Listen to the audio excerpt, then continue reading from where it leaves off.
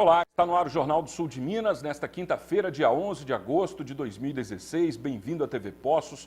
Para nós é sempre um motivo de grande satisfação contarmos com a sua audiência. Nesta edição do Jornal do Sul de Minas, vamos falar a respeito de questões internacionais, conflitos no Oriente Médio, eleições nos Estados Unidos e para isso convidamos a professora Carolina Pavese. Ela é coordenadora do curso de Relações Internacionais da PUC Minas, Poços de Caldas. Tudo bem, Carol? Tudo ótimo, bom dia para vocês. Bem-vinda. Muito obrigada, é um prazer estar aqui novamente com vocês nessa manhã. Alegria nossa recebê-la aqui. Grato pela disponibilidade de participar. Também contamos hoje com a presença aqui do professor, geólogo, escritor e jornalista Hélio Scalvi. Tudo bem, Hélio? Bom dia, Fábio Zambrano, bom dia, professora, bom dia você de casa, logo cedo ligado na TV Poços, aqui no Jornal do Sul de Minas. Manhãzinha fria, né, Zambrano? Nossa, que gelo, hein? Muito frio, né? E, perto do frio que já fez, não está tão frio, mas de qualquer forma a gente já estava acostumado com esses dias mais secos, né? Se você me permitir rapidamente aqui, claro, transmitir os abraços dos nossos amigos. Ultimamente eu tenho ficado até assim, assustado, viu, Zambrano? Amoitado com isso? Não, o número de pessoas que me param, que reconhecem, falam que assistem o programa, parabenizam você pelo seu trabalho, né? A TV Poços, pelo jornalismo eficiente e sério, né? Então eu encontrei lá com a dona Ana, lá no supermercado Fonseca, né? Ela é moradora lá da Rua Goiás, telespectadora assídua nossa, pessoa inteligente, antenada aí com esses políticos aí que vivem arrasando o nosso país, né? Encontrei lá também um amigo dos tempos de INB, o Zé Luiz e a dona Orminda, moram lá no Jardim Kennedy, ele trabalhava na Braga Alimentação, lá na INB, já há muitos anos atrás, fiquei muito feliz em rever, ele assiste também o nosso programa. Outro que assiste é o João Gama, topógrafo, amigo, corintiano, né? Que trabalha junto com o Florencio e com o xará meu, o Hélio, também na área de topografia. Grande abraço a eles. E o doutor Luiz Roberto Franco, advogado, sempre ligado, mandou um abraço para você. Na segunda-feira eu tive com ele, mandou um grande abraço. Advogado extremamente competente e reconhecido aqui na cidade, na região, como um profissional de primeira linha. Abraço a todos. Abraço a todos aí também, gratos pela audiência de sempre. Então, Carol, o que a gente pode começar a falar a respeito dessas questões de conflitos no Oriente Médio? Porque remontar o início disso é muito antigo, né? Muito antigo. Vai para a história de Moisés, Abraão e tudo mais, e é muito difícil a gente reconectar isso com alguma questão da atualidade, né? Mas hoje em dia o negócio é perigoso, né? É um risco muito grande praticamente para todos os países. Todos ficam sob a expectativa de um ataque terrorista, né? De que forma a gente pode, talvez, falar isso de forma mais fácil para as pessoas entenderem essas questões? Acho que foi muito bom pontuar isso, porque inclusive nas Olimpíadas, né, a gente está aqui no Brasil, claro, acho que está um pouco afastado dessas questões. É por isso que eu estou puxando esse assunto das Olimpíadas. Levantaram bastante esse medo, né, de um ataque, inclusive foi reforçado o esquema de segurança um pouco de última hora, mas justamente para prevenir um possível ataque que, por enquanto, graças a Deus, não aconteceu nada. Essas questões de terrorismo, como a gente vê, então elas não ficam só localizadas numa região ou num país só, né? Então o terrorismo tem essa dimensão, esse caráter de poder atingir e de criar a arma principal do terrorismo não é nem aquele ataque pontual, mas é esse medo que cria na sociedade de ficar na expectativa de um eminente ataque. Essa é a principal distinção de terrorismo de uma outra atividade de guerra ou de um outro conflito, né, que a gente consegue prever. O terrorismo, ele quer gerar esse medo e esses grupos terroristas se baseiam justamente nisso, em abalar a estrutura de uma sociedade, a estabilidade daquela sociedade, e que a gente vê que, de fato, isso acaba acontecendo, né, com esse medo que se cria, e os governos acabam passando leis diferentes e adotando políticas sempre na expectativa de que possa acontecer um ataque ou não. Então, pegar desprevenido e a gente fica sempre tentando correr atrás e se prevenir, né? O terrorismo também ele é muito diferente de um conflito entre estados. E isso é uma característica que tem mudado a forma com que os estados pensam defesa e segurança, principalmente depois do 11 de setembro. Por quê? Porque quando é um outro estado, você tem uma série de tratados internacionais, uma série de códigos de conduta que você sabe que aquele estado vai atuar. Você pode sentar antes e tentar diplomaticamente prevenir aquele ataque, né? E para isso tem uma questão que é importante, que é o reconhecimento do outro como um ator, como alguém com que você tenta um diálogo, né? fazer isso com um grupo terrorista é difícil, por quê? Porque ele não pertence a um Estado só. Então, eu não posso simplesmente invadir um outro território e atacar aquele território, porque eu não estou atacando, porque aquele grupo não pertence àquele Estado. É um grupo que está baseado naquele Estado e em outras regiões, né? Então, isso fica diferente, assim. E depois tem essa questão de sentar para dialogar. Quando você senta para dialogar, você reconhece a legitimidade daquele outro grupo, né? E isso é justamente o que não se quer fazer. Então, a gente vê muito nos Estados Unidos, principalmente, um investimento maciço em serviço de inteligência, né? E se a gente for ver, as tecnologias de guerra hoje são muito mais específicas, especializadas para esse tipo de inimigo. Então, a gente não constrói, quer dizer, constrói ainda, mas tem se investido não só em grandes tanques, em grandes guerras, porque essa guerra física de um Estado contra outro é cada vez menos provável entre esses Estados que estão em paz desde a Segunda Guerra, né? Lógico que a gente tem conflitos ainda entre Estados em algumas regiões, mas a possibilidade de uma guerra com os Estados Unidos, por exemplo, é menos provável do que era na Segunda Guerra. Então, se investe em drones e em todas essas questões para poder atacar. Então, a gente está tentando correr atrás desse novo inimigo, né, que é muito diferente do que era no século passado. O problema é que o inimigo não tem uma etiqueta, né? Quem é o inimigo, né? Não. O inimigo pode estar em todo lugar, né? Porque Isso. ele também faz ele fica cooptando pessoas, né, das mais diferentes localidades, das mais diferentes orientações. Isso é muito diferente, né? É uma questão muito atual, né? Fala aí. Professora, só para pontuar o nosso telespectador, o Oriente Médio está localizado da porção oeste do continente asiático. Ele tem uma extensão territorial de 6,8 milhões de quilômetros quadrados, é composto por 15 países. E aproximadamente 238 milhões de pessoas, dos 260 milhões de habitantes que existem lá, são muçulmanos. Somente 8% são de outras religiões, né? E essa confusão toda surgiu logo depois da morte do profeta Maomé, com a criação das seitas sunitas e xiitas. Temos um grande potencial econômico naquela região, que todos sabem, que é o petróleo. A senhora acha que essas últimas conflagrações que estão acontecendo lá, o surgimento do Estado Islâmico, ele está mais ligado ao aspecto econômico ou ao aspecto religioso de todo esse envolvimento entre esses povos que lá habitam? Acho que são as duas questões, né? Hoje a questão econômica fala muito forte e principalmente fala conduzindo como os estados que não estão nessa região reagem a esses conflitos, né? A gente vê uma certa cautela na atuação dos países europeus, dos Estados Unidos mesmo, nessa região. Se a gente for pensar no Oriente Médio, a gente pode pensar países muito ricos, como a Arábia Saudita, o Catar, né, que vai ser a próxima Copa lá também.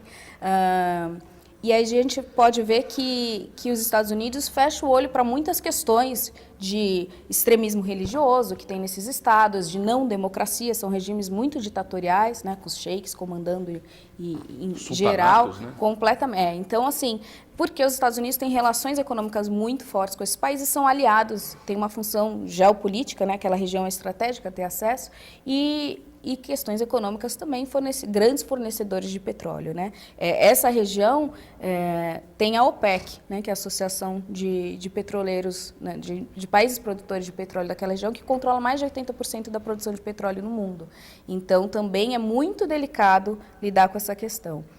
Se a gente for pensar hoje no Estado Islâmico, ao contrário da Al-Qaeda, ele tem uma agenda política muito clara, né, com a vontade de impor uma religião. Então tem um extremismo, eles nessa questão xiitas e sunitas, eles são dos sunitas, né? Então são duas vertentes do Islã que têm uma rivalidade muito grande, um pouco como os protestantes e católicos lá na Idade Média, né? E que ficam competindo por predomínio na região, né? Então, o Estado Islâmico vem daí e ele surgiu no Iraque justamente quando Saddam foi destituído pelos Estados Unidos e aí ficou sem governo a região, né? A agenda lá era muito baseada Então o Estado Islâmico surgiu lá fazendo uma oposição, viu que ficou sem governo, aproveitou daquela situação para conquistar e para impor sua agenda. Então eles têm uma agenda política, têm uma agenda religiosa contra os próprios muçulmanos, né? Eles são muito extremistas contra a própria, querem um Islã bem radical, né? A Sharia Law, que eles chamam, né? A lei da Sharia. E é interessantíssimo porque eles, na estratégia deles, não é só atentado terrorista contra o outro, mas eles estão controlando a produção de petróleo nas cidades do Iraque e da Síria, sobre as quais eles detêm. E hoje, boa parte do financiamento desses grupos vem do controle de ogivas petroleiras, com uma venda num mercado negro que ninguém sabe para onde vai, mas dizem que tem inclusive estados comprando, né? E aí é quem financia esses grupos. Então, assim, eles conseguiram montar um maquinário econômico que sustenta essas atividades, que é muito forte, né? E aí isso mostra essa relação entre esses dois pontos, a questão religiosa com um fundamento econômico que sustenta, porque se não tiver verba para poder bancar tudo isso, não se implementa. E os investimentos são muito grandes na indústria bélica também, né? Tem um impacto direto nisso daí, porque eles são fortes compradores, né? E geram muito dinheiro, muito recurso nisso. A gente vai fazer um breve intervalo, no próximo bloco a gente continua falando a respeito desses temas. Se você quiser participar, nosso telefone 3721-6955 está disponível para sua participação. O site também, o facebook.com/Jornal do Sul de Minas, tem também a publicação da foto dos nossos dois convidados de hoje, para você também participar por lá. E ainda assistir às edições anteriores que estão disponíveis. Vamos ao intervalo, voltaremos em instantes.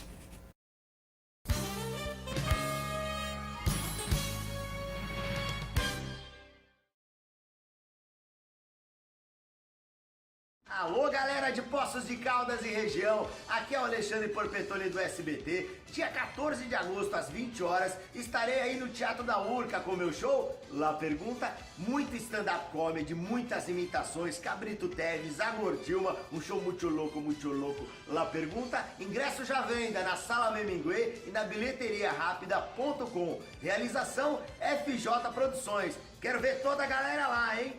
La Pergunta. Meu dente era torto, não podia comer nada, doía. Era complicado, né? Sair pra uma festa, ficar vergonha de sorrir. Eu vim na clínica, fiz os exames. No dia seguinte, meus dentes estavam todos prontos. Hoje eu posso sorrir, conversar tranquilamente. Muito bom. Eu imaginava que ia ficar bom, mas não ficar tão bom ficou, né? E minha vida mudou muito. Implar, referência em reconstrução do sorriso. A beleza.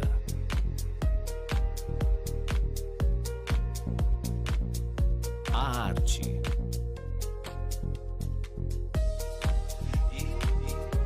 A sofisticação.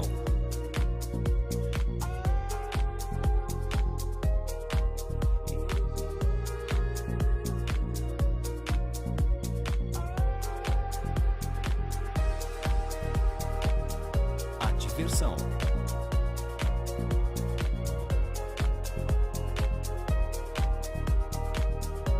Tecnologia, a inovação,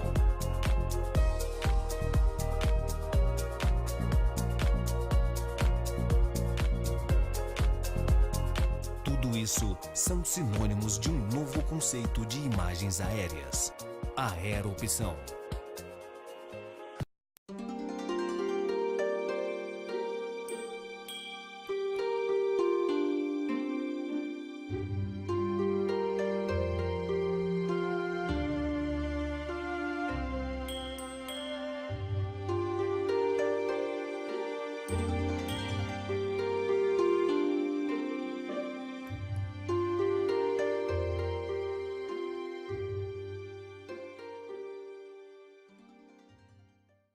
Aproveite as férias com economia e segurança. Antes de sair de viagem, faça a revisão de férias do seu veículo na JA Centro Automotivo. Oficina mecânica completa, alinhamento, amortecedores, balanceamento, injeção eletrônica, escapamentos e tudo para sua família viajar tranquila. Pagamento em até 10 vezes. JA Centro Automotivo Porto Seguro. Afinal, de férias ou não, aqui você nunca fica na mão. Em Poços de Caldas, Avenida João Pinheiro, 1081, ao lado do restaurante Olívia. Telefone 3715-9550.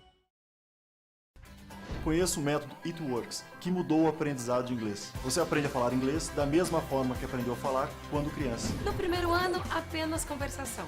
No segundo, entram a leitura e a escrita. E no terceiro e último, tudo isso mais a gramática. Um tablet será seu companheiro inseparável, com todo o conteúdo necessário para potencializar o seu aprendizado. Agora você tem um importante aliado. Venha nos visitar, faça uma aula e comece a falar inglês. It Works, 3721-7273. Móveis Usados Camilo, desde 1985, ajudando você a mobiliar sua casa, loja e seu escritório. Trabalhamos também com móveis novos e com o melhor preço da cidade. Venha visitar nossas lojas e faça um excelente negócio. Prateleiras de aço com um preço especial. E temos uma excelente condição de pagamento para você. Venha conferir. E a entrega é por nossa conta em toda a região central. Móveis Usados Camilo, tudo para o seu lar. Móveis Camilo, Rua Coronel Virgílio Silva, 893 e 914, 35 3713 2493 3721 0677 ou WhatsApp 99989 9066. Sabe aquela promoção que você estava esperando? Ela chegou! Agosto Maluquinho Casa dos Pisos. Piso e revestimento Lume a partir de R$ 9,99 o metro quadrado. Porcelanato Porto Ferreira 53 por 53, R$ 19,99 o metro quadrado. Mosaico de porcelanato Delta 30 por 30 extra, R$ 6,99 a placa. Porcelanato Delta polido Avorio 60 por 60 retificado extra, R$ 39,99 o metro quadrado. Toda loja com ofertas que são uma loucura. Agosto Maluquinho Casa dos Pisos. Venha aproveitar! A Refrigeração Basso agora é Basso Engenharia de Refrigeração, atuando há mais de 25 anos no mercado de refrigeração residencial, comercial e climatização. Equipe treinada para atender resfriadores de leite no seu sítio, na sua fazenda e em laticínios da região. Projetos, vendas, montagem e manutenção em câmaras frias de resfriados e congelados. Também atendemos chillers, que é um sistema de climatização à água em hotéis, shoppings e indústrias. Solicite o seu orçamento pelo telefone 3722-1589 ou venha nos conhecer na Avenida Champanhar, 1012.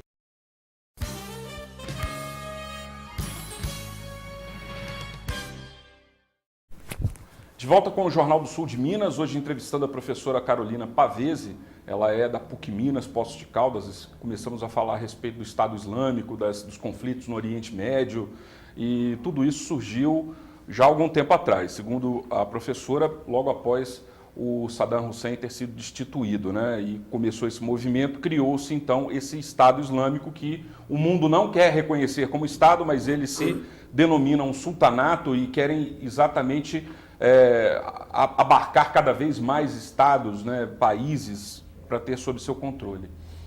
E gerando então essa expectativa de ataques em diversos lugares. No Brasil não é diferente. Na Copa do Mundo, muitas pessoas e os serviços próprios de segurança nacional estão, se dizem preparados para conter qualquer tipo de ataque. Você acha que isso é real? Você acha que existe uma prevenção brasileira no país do improviso? Olha, o Brasil passou, inclusive, ano passado, uma lei antiterrorismo, que foi um pouco controversa, essa negociação da lei. A gente está um pouco, aliás, bem atrás nessas questões, né? Até porque, justamente, a gente ainda não teve nenhum ataque, morre-se muito mais de violência civil aqui, violência policial, do que o Estado Islâmico mata na região, né? Então, a gente tem problemas internos de segurança que são muito mais sérios em números do que a chance de um ataque desse. Sediar as Olimpíadas, sediar a Copa, nos colocou num holofote de possíveis ataques, até porque você concentra várias delegações de países que são inimigos desse Estado Islâmico. Então, para eles, seria um prato cheio, né? Mas a ideia do Estado Islâmico de fazer ataques nesses países não é só contra o Estado, né? É justamente, como a gente estava falando no primeiro bloco, contra aquela população. Eles veem aquele Estado e os civis como inimigos. A gente não entra nesse mapa de inimigos de ninguém, por enquanto, né? Então, também fazer alguma coisa no Brasil seria contra o Estado brasileiro, principalmente. Talvez fora da logística deles, né? Isso. Mas eles têm um objeto no símbolo, né? Eles gostam de atacar símbolos de algo que seja significante e representem um antagonismo para eles, né? Isso. Por isso que a gente tentou dar uma corrida atrás em esquema de segurança e também essa lambança um pouco lá, que atrapalhou um pouco o acesso aos jogos, mas eu acredito que Não vai acontecer. Não vai acontecer. Só para complementar, me permita, professora, essa pergunta do Zambrano, deve ser lembrado que existe um comitê que gerencia a segurança dos jogos, que envolve um grande número de países trocando informações exatamente sobre essas pessoas que estão envolvidas com o terrorismo no mundo todo. Então o Brasil, nesse momento, não está sozinho nos Jogos Olímpicos com relação à segurança. Existe uma colaboração estreita, aliás, grande número de agentes dos Estados Unidos, da França, da Grã-Bretanha, aqui no país trabalhando com isso, né? Mas o que eu queria perguntar é o seguinte: hoje o grupo ISIS, né, o Estado Islâmico, ele tem mais de 12 mil membros como integrantes, mais de 81 nações. E eles não são só árabes, né? Eles contam também com pelo menos 3 mil ocidentais e formam um califado, né? Um território independente lá que eles criaram, né? E fazem um trabalho de cooptação de novos membros muito intenso pela internet. Como é que a senhora vê a possibilidade cada vez maior de jovens de todo mundo serem picados pelo interesse ou pela curiosidade de se associar a esse grupo que faz coisas tão terríveis no mundo todo? Bom, essa acho que é uma pergunta muito interessante e muito importante, né? Porque a gente vê cada vez mais esse movimento. Fechar só as fronteiras não garante para o Estado que ele vai estar isento da participação de um atentado ou vai conseguir controlar. Como a gente viu no caso dos atentados nos Estados Unidos, desde 11 de setembro, depois na Espanha, Inglaterra, esses na França, na Bélgica, todos esses atentados, eles são atuados, né, a atuação deles, eles são promovidos por cidadãos daquele país ou que residem naquele país. Então, o inimigo ele não vai vir de fora num avião para aquela ocasião específica. Ele está inserido naquele contexto, naquela sociedade há um tempo. Essa cooptação de jovens, ela acontece, se a gente for olhar o perfil dessas pessoas, são pessoas geralmente marginalizadas naquela sociedade. Mesmo que elas tenham nascido naquele local, naquele país, tenham a cidadania daquele país, elas geralmente moram numa periferia, pertencem a uma minoria religiosa e têm um histórico de discriminação. Então, aparece um grupo que as empodera e que fala, olha, agora você vai ter força para se vingar contra tudo isso e você vai ter poder, coisa que você nunca teve, né? Então, eleva o status, né? E isso é muito apelativo do ponto de vista psicológico, né? Todo mundo gostaria de ter mais poder para alguma coisa, infelizmente esse poder acaba sendo canalizado para os fins errados. O avanço da tecnologia e das mídias sociais faz com que também fique mais difícil controlar, né? A gente viu agora e vê recentemente essas tentativas dos juízes no Brasil de barrarem o WhatsApp e tal, e como essas redes não querem dar acesso a essas informações, né? No nosso caso aqui, a questão do WhatsApp era para ter acesso a informações de grupos criminosos no Brasil, traficantes, mas isso também acontece na Europa com relação à influência desses estados islâmicos, a esses esquemas de cooptação, né? Então, o Estado tem muito menos mecanismo de controlar isso. E aí eles acabam indo por vídeos no YouTube e Facebook e conseguem divulgar e recrutar esses jovens. Assim. Professora, uma coisa que a senhora falou que me chamou a atenção foi exatamente isso. Normalmente, na maioria dos atentados, as pessoas que os cometem, elas moram no país. Uhum. Eu fiz cursos, né, na Europa, e eu me lembro, isso já há 20 anos atrás, eu me lembro que existia um grande número já de muçulmanos morando na França, na Inglaterra, enfim. E essa onda de refugiados que se instalou em função exatamente do terror promovido por esses grupos extremistas, fez com que muita gente viesse da Ásia, né, para a Europa. Como é que só vê o nascimento de uma xenofobia, vamos dizer assim, com relação a essas pessoas oriundas do Oriente Médio, os muçulmanos especificamente, por parte dos europeus? Essa questão dos imigrantes ela é bem delicada e ela levanta, né, questões sobre essa diversidade religiosa e cultural étnica que a gente tem na Europa. Toda essa questão migratória tem sido focada na Europa, mas se a gente for olhar, eles não receberam mais do que em torno de 400 mil. né? A Jordânia, por exemplo, tem quase 2 milhões de refugiados. A Jordânia é um país do Oriente Médio, que é aliado do Ocidente, então tem várias bases militares norte-americanas lá, e é um país extremamente pobre. A Turquia tem uma crise de refugiados muito grande, também recebeu mais de 1,5 milhão. Então, em proporção, com o número de refugiados, o volume que se tem no mundo, a Europa não amparou nem 10%, né? Está muito atrás. Lembrando que esses conflitos nessas regiões são, em boa parte, provocados por uma questão histórica de uma colonização europeia, né? Então tem essa dívida, de certa forma. A minoria dessas pessoas que vêm refugiadas, lógico que isso abre chance para que se tenham casos de pessoas que se infiltrem e utilizem isso como uma porta de entrada. Mas antes mesmo dessa crise, a gente já tinha esse ataque e, como a gente falou anteriormente, eles já eram provocados por cidadãos que residiam naquele país. Então isso não é um motivo para que existam esses atentados, né? Esses imigrantes não colocam uma ameaça muito limitada, né? E acho que a possibilidade de que se infiltrem alguns casos ali não tem sido utilizada, mas não deveria ser utilizada como um argumento para a gente refutar completamente, auxiliar esses refugiados, né? Que vem numa história muito, muito triste de vida. A gente viu agora nas Olimpíadas a primeira vez que teve a delegação dos refugiados, né? E isso marca, assim, interessante mesmo. Foi muito interessante. Então, aí esse papo de xenofobia, preconceito, extrema-direita nos remete à questão atual americana da disputa eleitoral, onde temos aí a Hillary e o seu opositor, o Donald Trump, que é exatamente a representação dessa extrema-direita. O que será que vai dar isso aí? Olha, as pesquisas têm apontado... Tem apontado para a Hillary, né? Teve uma proximidade muito grande entre o Trump e a Hillary, mas como a gente viu no caso do referendo na Inglaterra, por exemplo, esses resultados podem virar, né? Nos Estados Unidos o voto não é obrigatório e depende muito da disposição dos eleitores em querer participar desse processo. Nesses casos, diferente do Brasil, que a gente é obrigado a votar, é muito diferente você ligar para a pessoa, perguntar na rua em quem ela votaria e ela se dispor num dia lá, geralmente as eleições ocorrem na primeira terça-feira do mês de novembro, né? A pessoa se dispor para ir lá votar num dia útil de trabalho. Tem características interessantes nos Estados Unidos, eles têm alguns estados que são de extrema direita, né? Tem essa prevalência, né?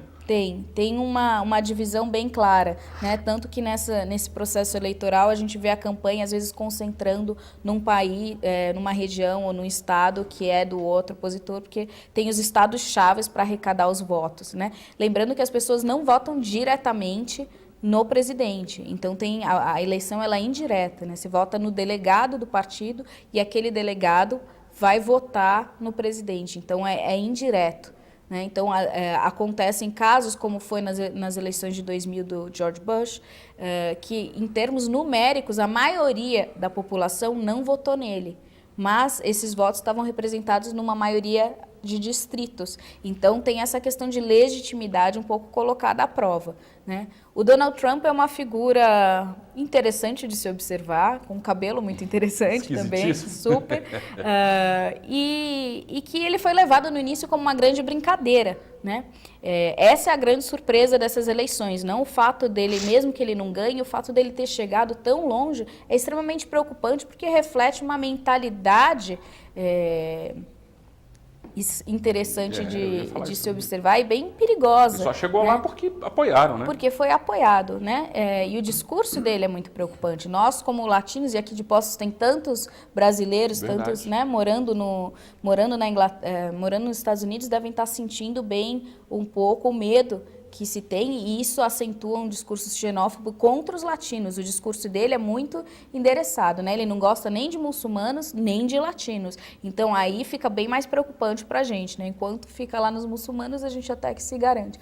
Mas quando ele entra com essa xenofobia contra os latinos, isso é bem triste, né? Para países como o Brasil e México, que contribuem tanto com a economia norte-americana. Isso E o fato dele estar com a campanha em cima disso faz com que os americanos que o apoiem comecem a pensar assim também com relação aos latino-americanos, né? Então é impossível negar a importância da mão de obra latino-americana exatamente no país, né? Lá na América, sem dúvida nenhuma.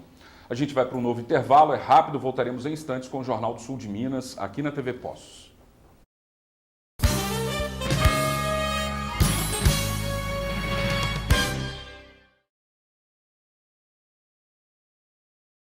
Sabe aquela promoção que você estava esperando? Ela chegou! Agosto Maluquinho Casa dos Pisos. Piso e revestimento Lume a partir de R$ 9,99 o metro quadrado. Porcelanato Porto Ferreira 53 por 53, R$ 19,99 o metro quadrado. Mosaico de porcelanato Delta 30 por 30 extra, R$ 6,99 a placa. Porcelanato Delta polido Avorio 60 por 60 retificado extra, R$ 39,99 o metro quadrado. Toda loja com ofertas que são uma loucura. Agosto Maluquinho Casa dos Pisos. Venha aproveitar! A Elin Materiais Elétricos trabalha com comércio de peças para toda a parte elétrica de residências e empresas, cabos elétricos, lâmpadas, tomadas e muito mais. No mercado desde 2009, a Elin Materiais Elétricos é referência de qualidade e compromisso em Poços de Caldas e região, sempre tendo como principal objetivo o respeito e bom atendimento ao cliente. Aqui na Elin, nós cobrimos o seu orçamento. Venha nos visitar. Estamos localizados na Avenida Ubirajara Machado de Moraes, número 9, bairro Aparecida, 3722-7664, 3722-1913.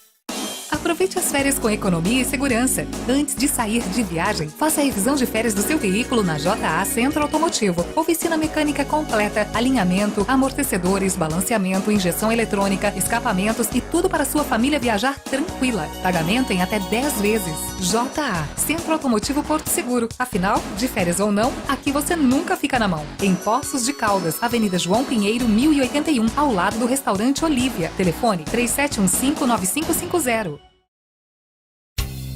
Móveis usados Champanhar. Mesas, cadeiras, armários de cozinha, geladeiras, fogões, camas, estofados, videogames, televisões e computadores. Tudo para a sua casa ou escritório. Compra, venda e troca. Ainda entregamos em domicílio. Venha fazer seu orçamento. Móveis usados Champanhar. Avenida Champanhar, 1468, 3712-6693.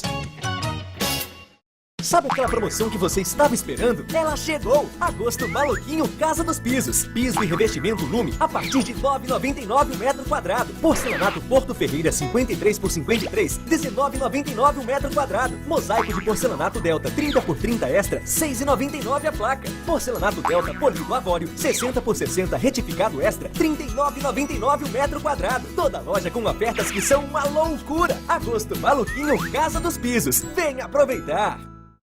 A RJ Ar-Condicionado, referência em vendas das melhores marcas de mercado. Representante oficial da STR, uma das maiores distribuidoras. Até 10 vezes no cartão. Atuamos em assessoria e consultoria das maiores empresas de engenharia e arquitetura. Serviços de limpeza, higienização e manutenções. Rua Antônio Matavelli Sobrinho, 121, Vila Flora. Fones 35-3721-8464, 35-3713-9300.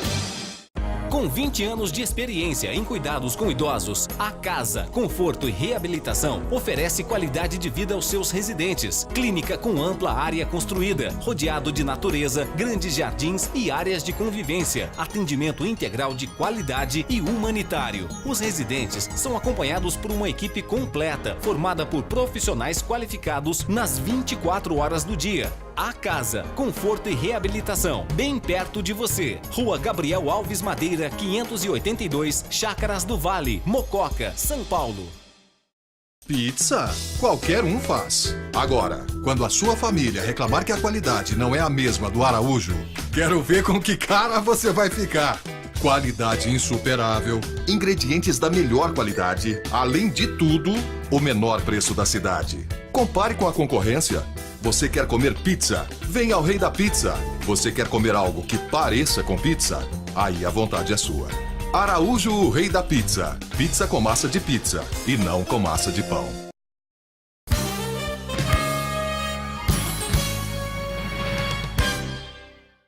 De volta com o Jornal do Sul de Minas, ao vivo nesta parte da manhã, à noite com as representações, após o Telefatos, após a meia-noite, hoje entrevistando a professora Carolina Pavese, do curso de Relações Internacionais. Ela é coordenadora do curso da PUC Minas, aqui em Poços de Caldas. E o Lucas Rafael ligou, participando, perguntando, pedindo aqui à professora que explique em relação à questão das eleições dos Estados Unidos sobre o fenômeno Bernie Sanders.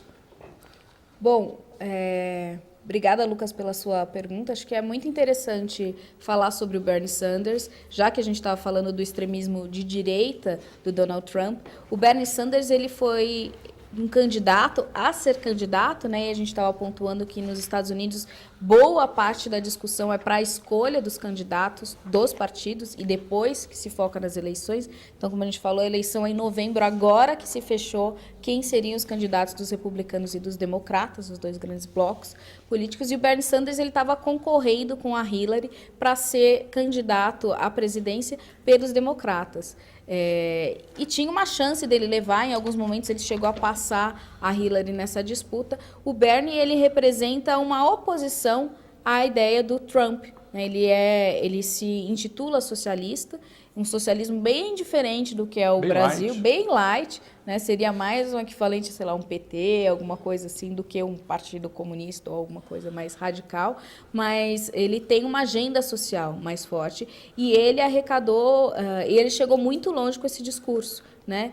E teve um apelo para a população e para jovens muito interessante. Ele é um senhor com uma certa idade, e se questionava até a viabilidade dele em ser presidente, mas ele conseguiu arrecadar muito apoio popular e reforçar um movimento político nos Estados Unidos de uma esquerda que estava morta por muito tempo, né? A gente não viu isso nas eleições do Obama, a gente não viu isso nas duas eleições do Bush, e a gente vê agora nessa eleição isso aparecendo. Então isso é muito interessante de observar, que se de um lado a gente tem o Trump com um discurso bem radical de direita, a gente tem o Sanders crescendo com um movimento político mais de esquerda nos Estados Unidos, né? Então faz um balanço e equilibra um pouco essa disputa política e esse processo nos Estados Unidos, né? Professora, só para lembrar para o nosso telespectador, o Estado Islâmico é uma ramificação do Al-Qaeda, né, que foi fundada pelo Bin Laden, que foi responsável pelos atentados de 11 de setembro lá de 2001 nos Estados Unidos. Como é que a senhora vê agora os próximos lances nesse tabuleiro geopolítico e em termos de segurança mundial, né?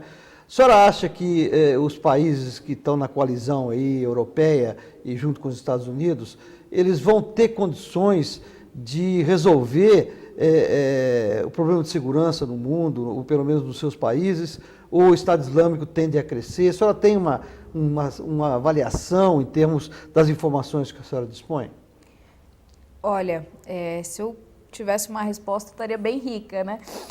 Mas o que a gente pode apontar, eu acho que é importante refletir sobre quais são as perspectivas, né, de segurança internacional no mundo em geral. O que a gente pode observar é que a dificuldade de se combater esses grupos, primeiro, tem essa natureza de um grupo terrorista ser diferente de lidar com o Estado, né? Segundo, tem uma disputa geopolítica entre os aliados e entre os outros Estados, né? Se a gente for olhar, interferir nessa região significa também mexer com a China, mexer com o Irã, mexer com interesses da Rússia, que não apoiam necessariamente esses estados, mas que têm visões diferentes de como traçar uma estratégia internacional para atacar, né? A gente vê também que ninguém só quer acabar com esses grupos e deixar o Estado lindo sozinho lá. Tem todo um projeto por trás também de aumentar o predomínio, aumentar o controle sobre esses países, principalmente porque eles são muito estratégicos para o petróleo,